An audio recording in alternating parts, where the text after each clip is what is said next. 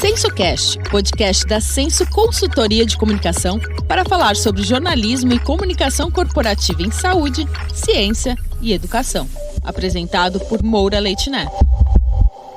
Olá, eu me chamo Moura Leite Neto, sou jornalista, doutor em ciências e diretor da Senso Consultoria de Comunicação. Com o tema Comunicação e Câncer de Cabeça e Pescoço, este é o episódio 38 do SensoCast, um podcast para falarmos sobre jornalismo e comunicação corporativa de saúde, ciência e educação. Neste episódio, nossos convidados são Dorival de Carlucci Júnior, cirurgião de cabeça e pescoço, diretor da Sociedade Brasileira de Cirurgia de Cabeça e Pescoço, a SBCCP. Milena Pérez Mack, oncologista clínica da Oncologia DOR e Instituto do Câncer do Estado de São Paulo, o ICESP, e presidente do Grupo Brasileiro de Câncer de Cabeça e Pescoço, o GBCP. Diferente de muitos tipos de câncer em que as principais causas não são conhecidas, os principais fatores de risco para desenvolvimento de câncer de cabeça e pescoço são bem estabelecidos. Não fumar, isso vale para o cigarro comum, cigarro eletrônico e narguilé, não ingerir bebidas alcoólicas em excesso, vacinar contra o vírus HPV, manter a higiene bucal em dia, não se expor ao sol sem proteção e usar preservativo nas relações sexuais. São medidas importantes para a prevenção dos tipos mais comuns de câncer na região de cabeça e pescoço, como os de cavidade oral e laringe. Este é um episódio especial de Julho Verde, mês de conscientização sobre o câncer de cabeça e pescoço, e a comunicação de qualidade é fundamental para que as mensagens corretas cheguem à população. Sobre isso, falaremos agora com nossos convidados. E a nossa primeira entrevista é com o Dr. Dorival. Doutor, muito obrigado por aceitar o convite para estar conosco aqui no episódio 38 do SensoCast. Doutor Dorival, para começarmos, quais são os diferentes tipos de câncer de cabeça e pescoço e qual é a realidade em números dessa doença no Brasil? Mais uma vez, muito obrigado. Eu quero agradecer a oportunidade de estar aqui e poder falar da nossa campanha. A região de cabeça e pescoço ela é uma região bastante ampla, mas ao mesmo tempo ela possui alguns tipos de tumores que têm um comportamento biológico parecido e fatores de risco parecido, por isso que a gente acaba englobando eles. E essas regiões, as principais, são a boca, a garganta e a laringe, que é onde tem as cordas vocais, a caixa da voz, né? Então, basicamente, são essas três regiões. O principal tumor dessa região é o carcinoma epidermoide, e o principal fator de risco para esse tumor é o cigarro e a bebida alcoólica. Então, tirando esses dois fatores de risco, a gente consegue diminuir demais a incidência desse tipo de tumor. Para esse ano, estão previstos cerca de 39 mil casos novos no Brasil desses tumores nessa região, né, nesse segmento de cabeça e pescoço. Sendo que o mais comum deles é o de cavidade oral. Mais comum de cavidade oral, depois o de laringe. Sim. E o que é o Julho Verde, né? Esse mês de conscientização sobre câncer de cabeça e pescoço? E eu queria que você falasse um pouco do caminho da criação dessa data, né? A participação da SBCCP nesse processo, que culminou, inclusive, numa lei, né? Que instituiu o Mês Nacional de Combate ao Câncer de Cabeça e Pescoço. Isso tudo começou em 2014, por uma ação da Sociedade Americana de Câncer de Cabeça e Pescoço, durante um congresso mundial que aconteceu em Nova York. Nesse congresso, eles instituíram o dia 27 de julho como o Dia Internacional de Combate ao Câncer de Cabeça e Pescoço. No ano seguinte, a diretoria que estava gerindo a sociedade naquela ocasião achou por bem utilizar esse dia e fazer uma campanha aqui no Brasil. E usando outras campanhas de câncer, como o Outubro Rosa, Novembro Azul, nós usamos o mês de julho, que é o dia que tem o dia 27 de julho como Dia Internacional, e aí a cor foi uma cor simbólica, uma cor de esperança, né, o verde, para começar a campanha. Então essa campanha se iniciou em 2015 por uma ação da Sociedade Brasileira de Cirurgia de Cabeça e Pescoço, e ao longo desses anos, nós estamos no 11º ano da campanha, né, ao longo desses anos, tentar difundir e conscientizar tanto a população normal como a população médica mesmo dessa região de cabeça e pescoço, que ela é muito pouco atendida, tem muito poucos colegas que conhecem esses tumores e a epidemiologia desses tumores. Doutor Dorival, na visão da SBCCP, quais são os principais mitos e desinformação que dificultam o diagnóstico precoce de câncer de cabeça e pescoço, né? Sabendo que 80% mais ou menos dos casos são descobertos numa fase mais avançada da doença. Infelizmente, acontece isso mesmo, né, que o diagnóstico hoje está sendo muito tardio, aí o paciente já está com um tumor muito avançado. A gente pode segmentar por essas 3 sub-regiões que eu falei, né. A boca, o principal tumor, que nós temos, ele começa como uma lesão parecida com uma afta. E esse é um dos problemas. A afta é uma doença comum, né, e muito menosprezada pela população e por outros profissionais de saúde. E então, isso é uma afta, isso é uma afta, e muita gente põe qualquer coisa nessa afta, né, cada um tem uma receita para isso, e essa afta vai se perpetuando, não se faz o diagnóstico, e aí quando ela começa a ter um comportamento mais agressivo, com dor, com mau cheiro, com dificuldade para alimentar, é o tumor já mais avançado e que eu preciso fazer o diagnóstico, eu preciso encaminhar para um hospital para fazer o tratamento. E se pudesse ter sido tratada inicialmente, muitas vezes uma cirurgia muito simples com anestesia local poderia ter resolvido o problema. Na garganta, a garganta a gente fala a região da amígdala, né, essa é uma outra região em que pode ter tumores, em geral essa região ela causa menos sintomas, mas o paciente pode ter um mau hálito, pode ter uma pontada para engolir, que são os sintomas corriqueiros de muita gente e que muita gente não dá bola, mas se isso está incomodando, precisa ser visto. E na laringe, que é onde tem as cordas vocais, aí nós temos uma rouquidão. A corda vocal é o que faz a gente falar. Se eu tiver um tumor na corda vocal, eu tenho uma rouquidão. E para quem trabalha com a voz, a rouquidão é uma coisa temerária, né? Eu não posso ter uma alteração da voz, né? Então, qualquer sinal que eu tenha de uma rouquidão, eu preciso prestar atenção. E tanto para a afta, como para lesões na garganta e para essa rouquidão, existe um prazo de mais ou menos 2 semanas, 14 dias mais ou menos, 2 a 3 semanas, que é o prazo de um processo inflamatório comum do nosso corpo. Se isso não se resolve espontaneamente, precisa ser visto por alguém, né. Então, esse é o maior sinal de alerta, e esse mito de que, não é nada, é o maior problema. Doutor Dorival, o tema deste mês, né, do Julho Verde da SBCCP é informação salva vidas, né? Então eu pergunto, que tipo de informação sobre câncer de cabeça e pescoço de fato salva vidas? Então, nós atuamos sempre em 2 frentes. A primeira delas é prevenção. Então, o melhor câncer é aquele que a gente não tem, né. Então, o melhor jeito de tratar um câncer é prevenir o câncer. Então, os cânceres de cabeça e pescoço, eles têm como principal fator prognóstico cigarro, bebida alcoólica. Em se tratando dos tumores de cavidade oral, da boca, né, na língua, na bochecha, aí ainda tem a higiene oral, próteses dentárias mal adaptadas e para a garganta, as infecções pelo vírus do HPV. Então, se a gente conseguir conscientizar a população que ela precisa cessar o tabagismo, diminuir o etilismo, beber menos ou não beber, fazer uma boa higiene oral, na necessidade de um uso de uma prótese dentária, passar com um profissional da saúde, um dentista, gabaritado para regular essa prótese e fazer a vacinação para o HPV, com certeza nós vamos ter uma diminuição desses números, né.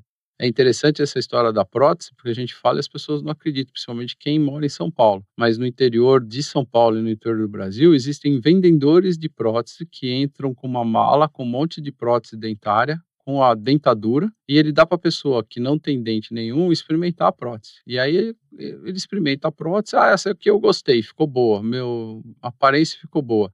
Só que a prótese fica solta dentro da boca. Então é como você usar um sapato que está folgado, ele vai causando um calo, e esse calo dentro da boca, junto com sujeira, com outras coisas, ele é um ótimo fator para virar um câncer. Doutor, nós estamos aqui gravando, né, aqui na metade do mês de julho, esse episódio que vai pro ar, vai ficar disponível já agora em julho, mas algumas pessoas podem estar nos ouvindo nesse momento após este mês. Queria que você falasse, sim, quais foram as ações que aconteceram neste mês, né, por conta da SBCCP, porque a programação foi muito extensa, com eventos científicos, ações de rua, capacitação de profissionais da atenção básica, né, com esse foco na prevenção primária e secundária, né, ou seja, falar sobre as causas e diagnóstico precoce. E teve até partida de futebol, né, com repercussão nacional entre Fluminense e São Paulo no estádio do Morumbi. Queria que você falasse desse cenário todo, mas principalmente o quanto é importante que isso tudo esteja muito bem concatenado, né, muito bem articulado para que todas transmitam a mesma mensagem.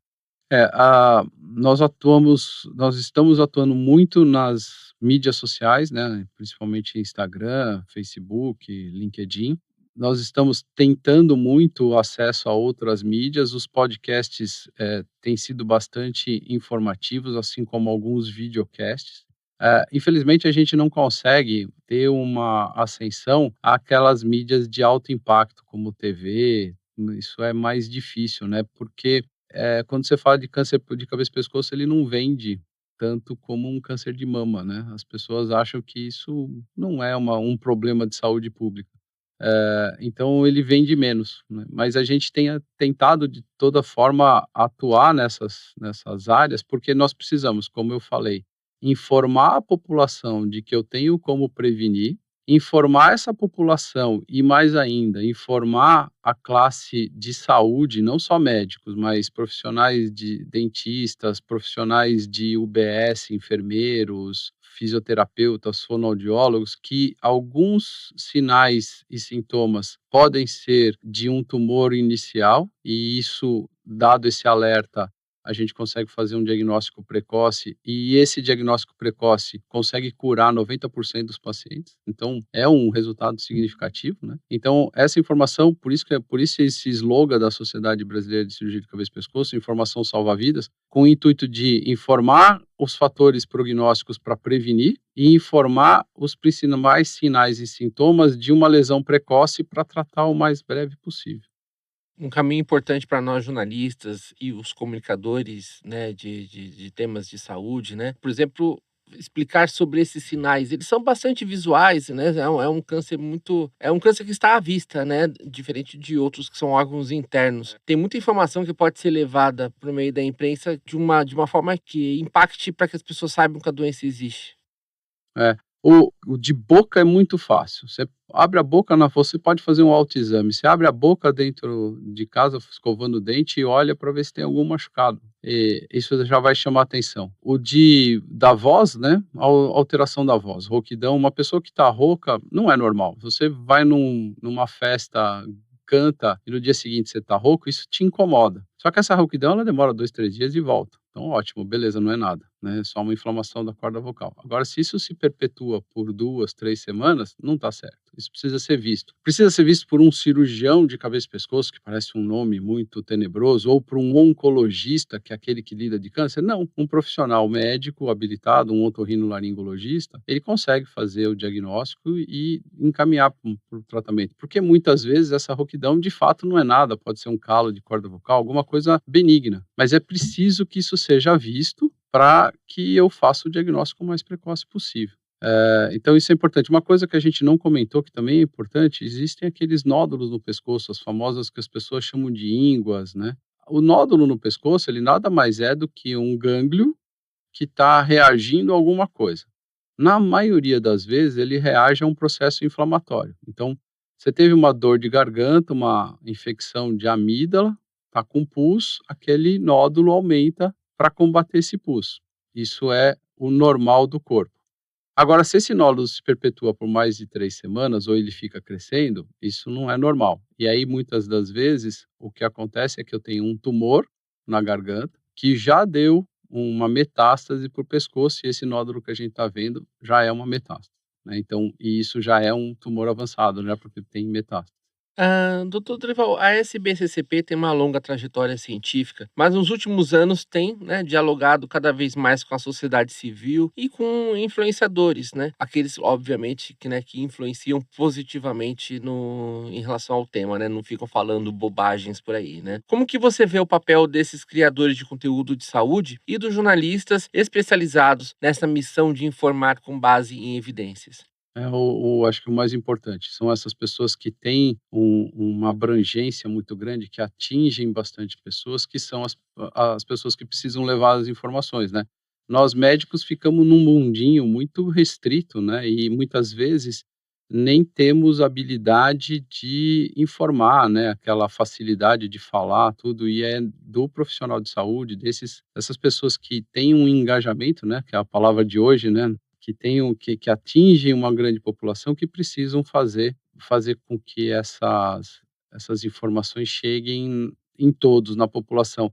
E eu bato de novo, isso é importante chegar na população leiga, mas também nos profissionais de saúde. Tem muito médico que não sabe ver uma afta dentro da boca. E isso é obrigatório que um aluno de medicina, eu sou professor em faculdade de medicina, é obrigatório ensinar para um aluno, fazer ele abrir a boca, pegar uma lanterna, e hoje a gente tem a lanterna no bolso, todo mundo tem um celular que tem lanterna, e colocar a luz dentro da boca. Você vai olhar se tem algum machucado, se tem alguma coisa, se os dentes estão em bom estado, se não estão, se o paciente tem algum cuidado com. E isso é saúde pública, isso é um preventivo, tanto no consultório privado, como numa unidade básica de saúde, ou mesmo num dentista.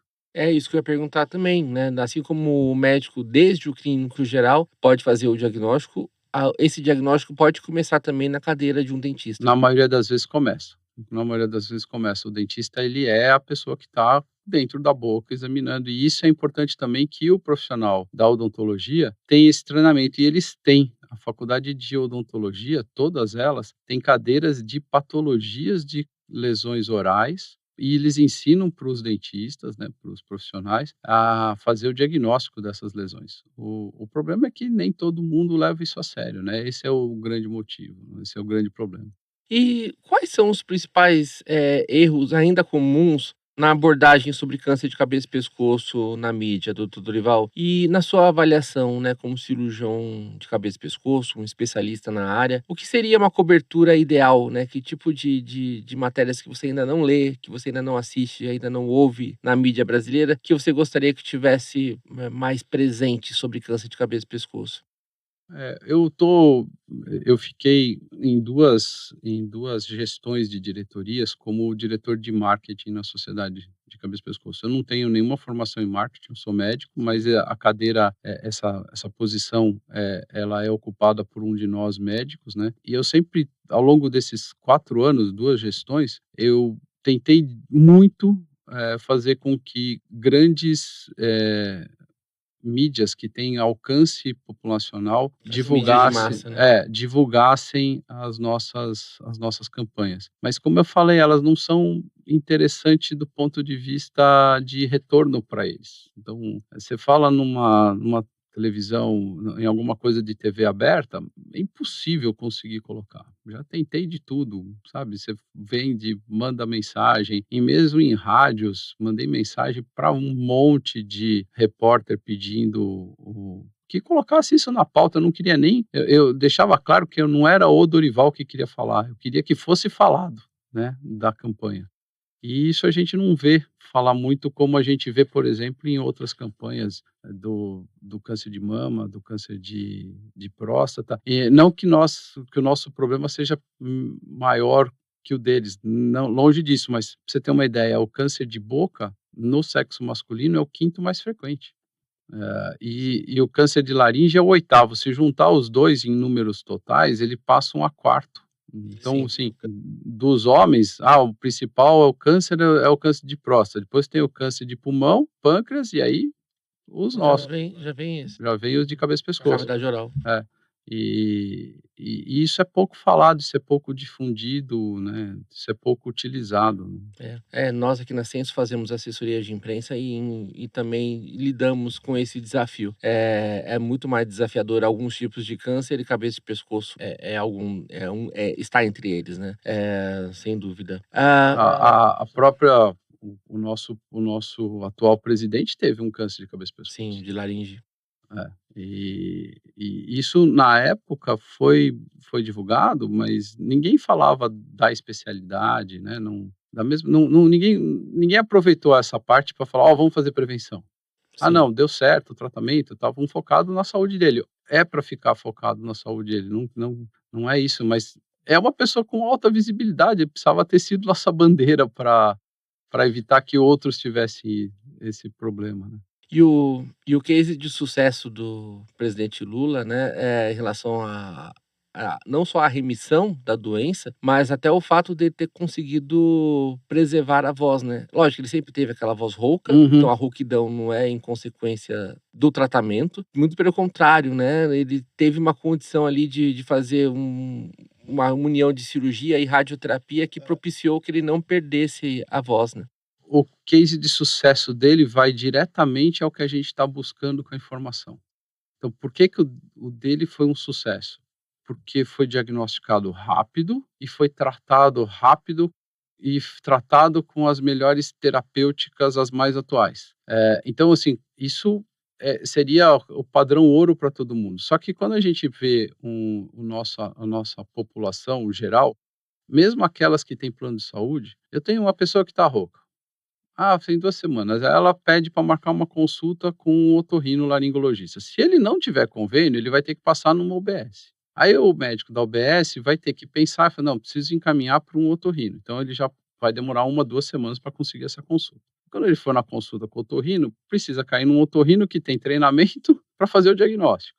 Aí, feito o diagnóstico, ele tem que encaminhar para um hospital para fazer o tratamento. Esse encaminhamento demora 1, 2 meses. E aí aquilo que ia ser tratado com quimioterápico, como foi feito com o atual presidente, já virou uma cirurgia gigantesca, já ia perder a voz, ia ficar com, sabe? Então, é isso que dá dó, sabe? É isso que a gente, todo esse trâmite demorado de perceber o diagnóstico, de passar tudo isso, e isso precisa ser informado, isso Sim. precisa. Sim. Doutor Dorival, a aprovação da lei que instituiu esse mês nacional de combate ao câncer de cabeça e pescoço foi um grande marco, né, para a campanha. Quais outras políticas públicas ainda precisam, na sua avaliação, né, a avaliação da SBCCP, ser defendidas e como que nós, jornalistas, podemos ajudar a pautar esse debate junto à sociedade e aos tomadores de decisão?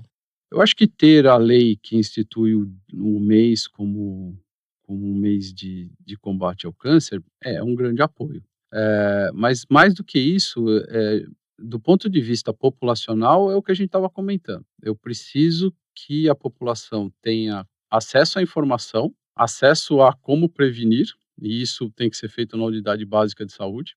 Nossas UBSs precisam fazer isso, né, nosso médico de família, aquele médico que está lá na ponta vendo a população, ele precisa trabalhar nisso, então eu tenho que ter políticas de, não tabagismo, proibição desse vape, desse cigarro eletrônico é o mais criminoso que nós temos hoje, porque além dele causar os efeitos nocivos do cigarro, ele tem outras substâncias químicas muito mais graves, né. Então eu preciso ter políticas públicas de informação para parar fator de risco, políticas públicas para ter uma boa higiene, para ensinar as pessoas a ter uma boa higiene oral, que são coisas básicas, né, saber escovar o dente, né, se alimentar bem. E a vacinação atualmente do HPV é promissora para que seja evitado esses tumores, de orofaringe que está num crescente, né, e está pegando uma população mais jovem. Esse tumor que é causado por essa infecção, ela acaba cometendo uma população entre 40 e 50 anos, enquanto que o tumor causado pelo cigarro pega uma população mais idosa de 50 e 60 anos. Inclusive nessa população mais jovem tendo, câncer por conta do vírus HPV, muitos inclusive não são tabagistas ou não necessariamente também A maioria consomem não é álcool. tabagista e não é etilista, exatamente. Uhum. Sim, é um outro fator de risco surgindo aí, se somando, né, nesse universo aí de causas. Doutor, estamos aqui encerrando essa entrevista, né, contigo. Gostaria que você passasse para nós, assim, qual é a sua mensagem, considerando que o câncer de cabeça e pescoço, ele envolve saúde, né? Envolve descobertas científicas, mas envolve também essa educação de profissionais da saúde, de educação da população. Então, eu queria que você deixasse uma mensagem para os jornalistas dessas editorias de saúde, ciência e comunicação em relação ao câncer de cabeça e pescoço. Uma mensagem? Acho que a mensagem é lembrar que essa doença existe e que ela tem como ser prevenida e, infelizmente, se não for prevenida, o diagnóstico precoce precisa acontecer o mais breve possível. Então, se esses jornalistas conseguirem informar a população de que tem como prevenir, de que existe esse problema e que ele tem como prevenir, e estimular os profissionais de saúde a buscar por sinais e sintomas dessa doença, nós vamos ter um grande ganho. Que assim, informação vai salvar vidas, de fato. Exatamente. Perfeito. Doutor, muitíssimo obrigado mais uma vez. Eu que agradeço o espaço mais uma vez. É disso que nós precisamos, né? Desse bate-papo falando dos sinais dessas doenças. Vamos prevenir. O nosso papo agora é com Milena Pérez Mack, oncologista clínica da Oncologia DOR e ICESP e presidente do Grupo Brasileiro de Câncer de Cabeça e Pescoço, GBCP. Doutora Milena, muito obrigado por sua participação aqui no episódio 38 do SensoCast. Doutora Milena, para a campanha de 2025 do Julho Verde, o GBCP trouxe o tema Cultive Prevenção, Colha a Vida. Por que essa metáfora de planta foi escolhida para ser o fio condutor desta campanha? O que ela representa no contexto da prevenção do câncer de cabeça e pescoço? E mais uma vez, muito obrigado. Obrigada, Mona. É um grande prazer estar aqui hoje com você. E eu acho que um ponto importante da campanha é justamente chamar a atenção que a prevenção ela tem que ser diária, né? A gente tem que ter um cuidado sempre bastante intenso com a nossa saúde para garantir que a gente não tenha problemas no futuro, né? Então, toda a ação que a gente tem hoje pode ter um impacto no dia de amanhã. Então, esse é o ponto principal da campanha e justamente chamar a atenção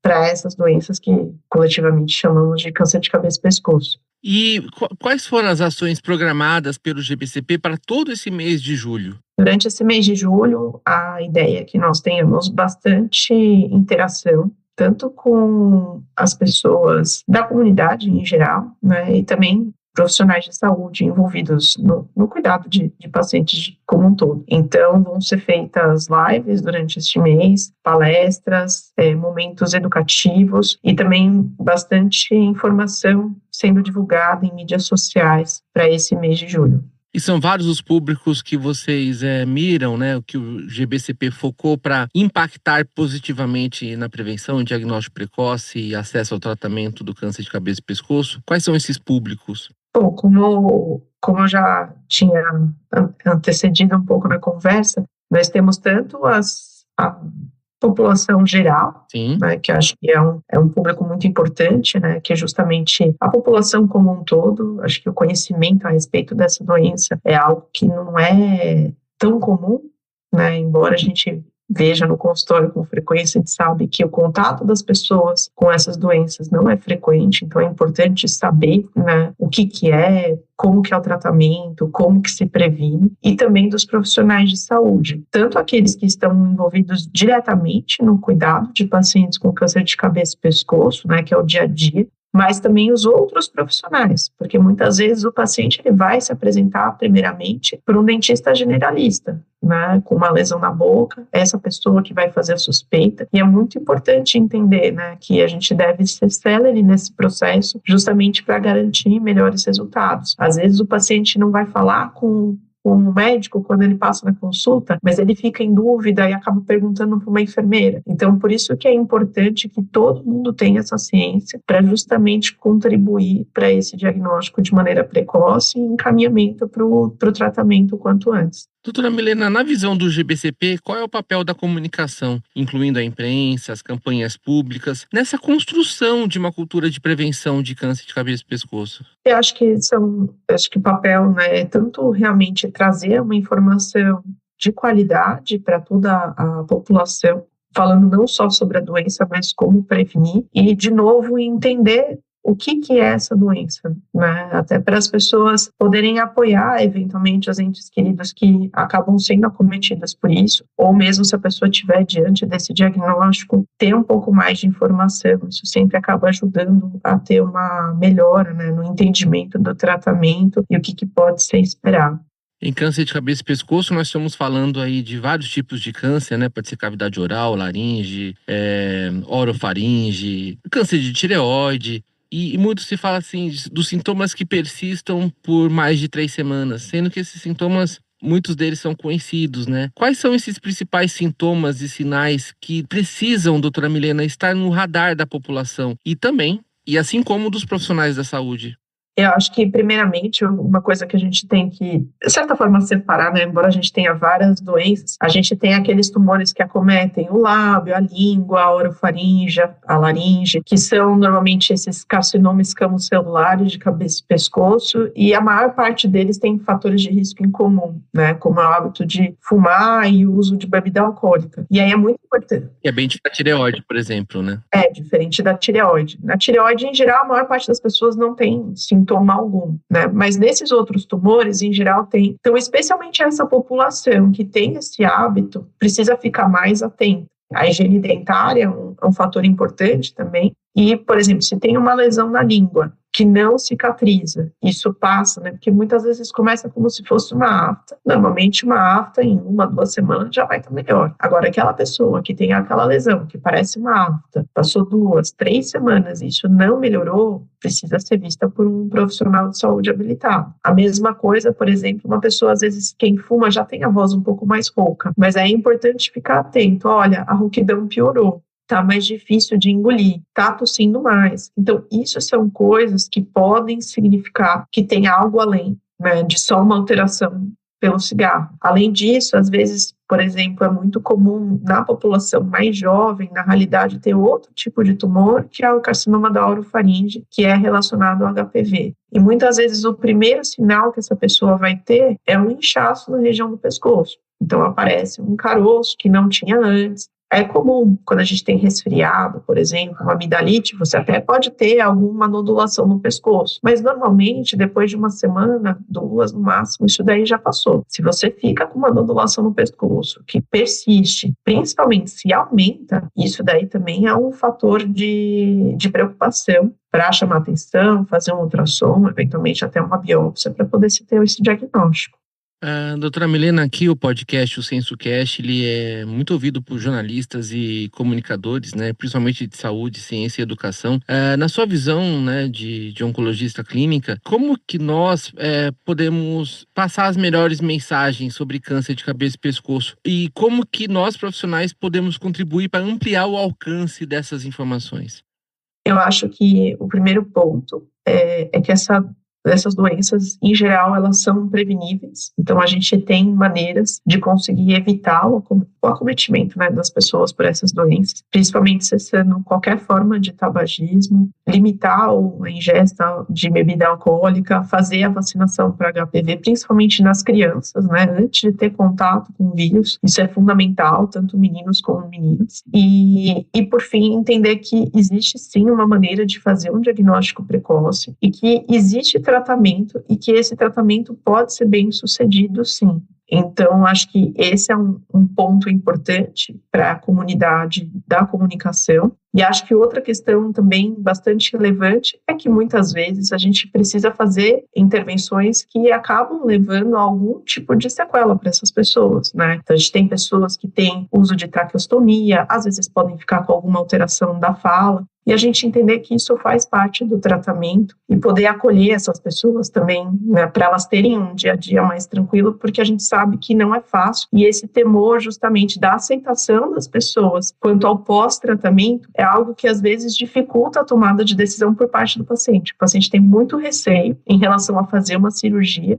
justamente por ter o risco de ter esse tipo de sequela e não ter a mesma aceitação na comunidade. Então, acho que trazer à luz as informações sobre o câncer de cabeça e pescoço, o que é essa doença, o que é feito de tratamento, e a gente conviver também com as pessoas que são sobreviventes desse tipo de tumor, é bastante importante para todos.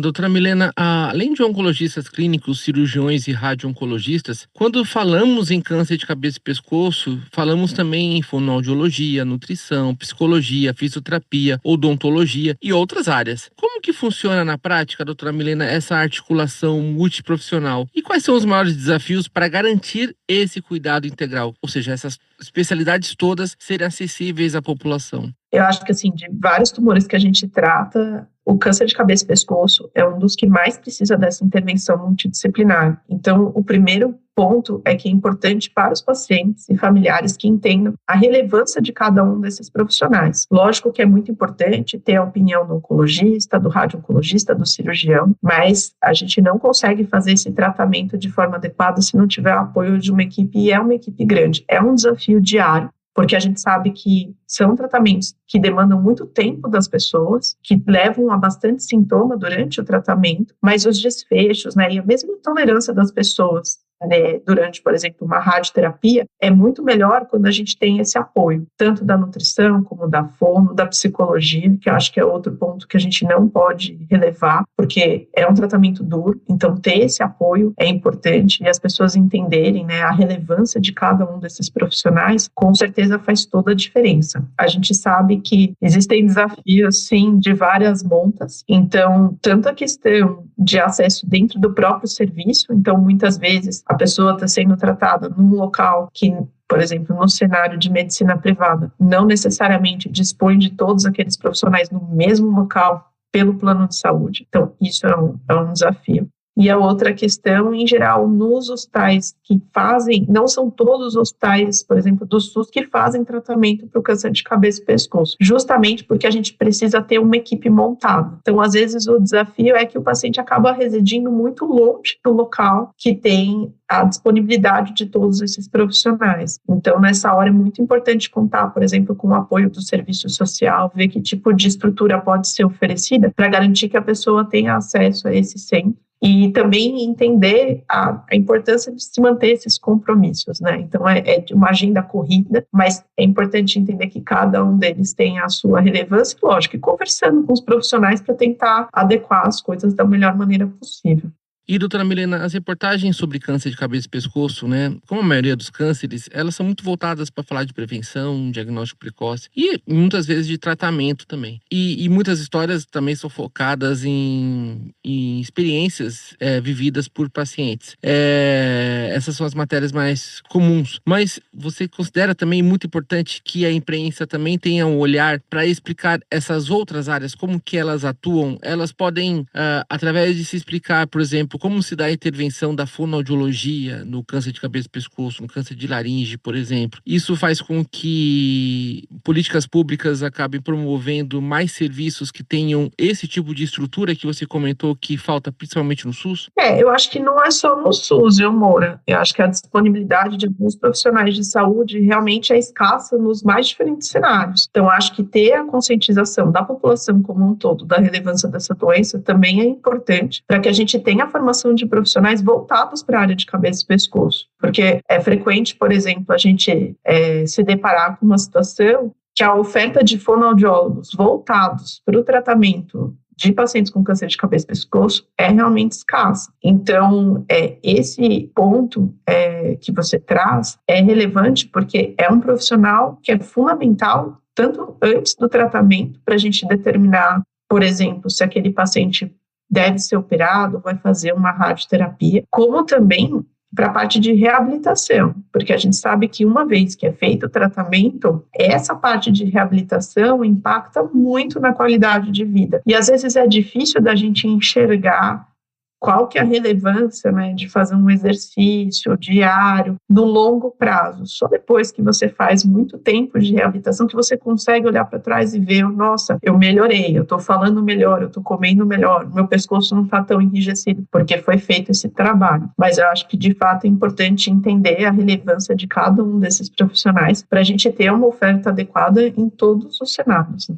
E essa comunicação ela pode ser feita de uma forma humanizada, até mesmo mencionando a complexidade do tratamento, mas isso sem provocar medo ou ainda mais gerar um estigma que já existe, né? Não fortalecer esses estigmas. Eu acho que esse ponto do estigma é bastante importante e, como eu comentei, é algo que acaba muitas vezes trazendo um temor ainda maior para as pessoas em relação ao tratamento. Eu acho que é importante entender que tem toda uma equipe apoiando o paciente durante essa jornada e que essa jornada não se encerra quando termina o tratamento. E também é muito importante as pessoas trazerem, né, de maneira transparente, quais são os sentimentos dela em relação à doença. Então, entender quais são os temores da pessoa, por que tem tal questão envolvida em relação à decisão terapêutica é muito fundamental para a gente poder endereçar isso, explicar. Às vezes também em alguns serviços isso é possível, conversar, né, com alguém que passou por esse tratamento, como que está sendo o dia a dia, como que essa pessoa, né, se reabilitou e está inserida hoje na sua comunidade. Então, acho que isso é um ponto, né, às vezes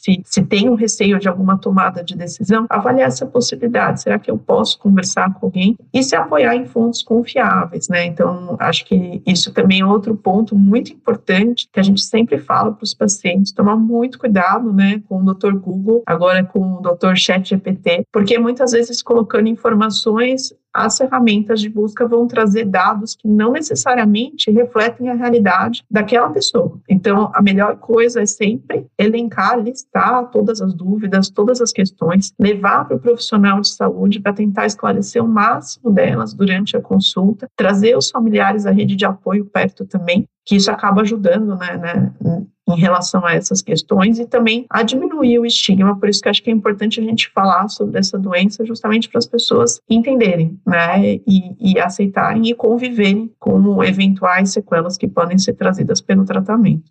E indo agora, além desse período de Julho Verde, quais têm sido as principais medidas do GBCP em promover a educação continuada dos profissionais de saúde para que esses profissionais, né, voltando ao que nós já falamos, né, esses profissionais possam reconhecer aqueles sinais de câncer de cabeça e pescoço e com isso tenhamos avanços em prevenção e diagnóstico precoce? Quais são as atuações do GBCP nesse sentido? Bom, em relação à educação, acho que essa é a pedra fundamental, né, do GBCP. A gente tem simpósios, congressos anuais, em que são divulgadas informações técnicas, né, para o público de profissionais de saúde que está voltado ao atendimento de pacientes com câncer de cabeça e pescoço.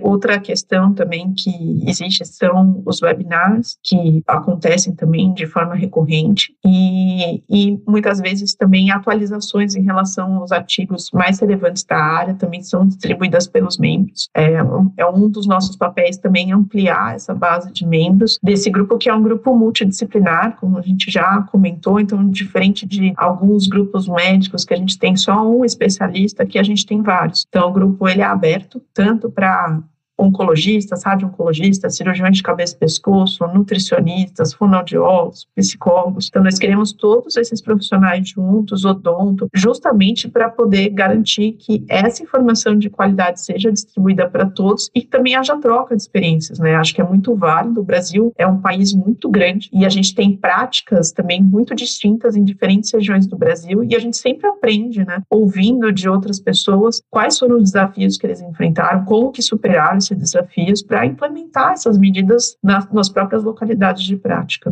Doutora Milena, muitíssimo obrigado por sua participação no episódio 38 do SensoCast. Algo mais que você gostaria de acrescentar? Eu queria agradecer, Moura, pelo convite, e agradecer você, o Dorival, pela presença, e convidar todos, né, profissionais de saúde envolvidos no tratamento, né, dos pacientes com câncer de cabeça e pescoço a serem membros também do GBCP.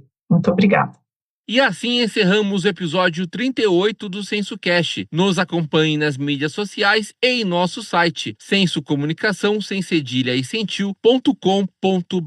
Nós, da Senso Consultoria de Comunicação, tendo como parceiro o Estúdio Banca Podcast, produzimos podcasts e videocasts de diferentes temas das áreas de saúde, ciência e educação. Se interessou em produzir o seu podcast conosco? Envie então uma mensagem para contato@sensocomunicação.com.br.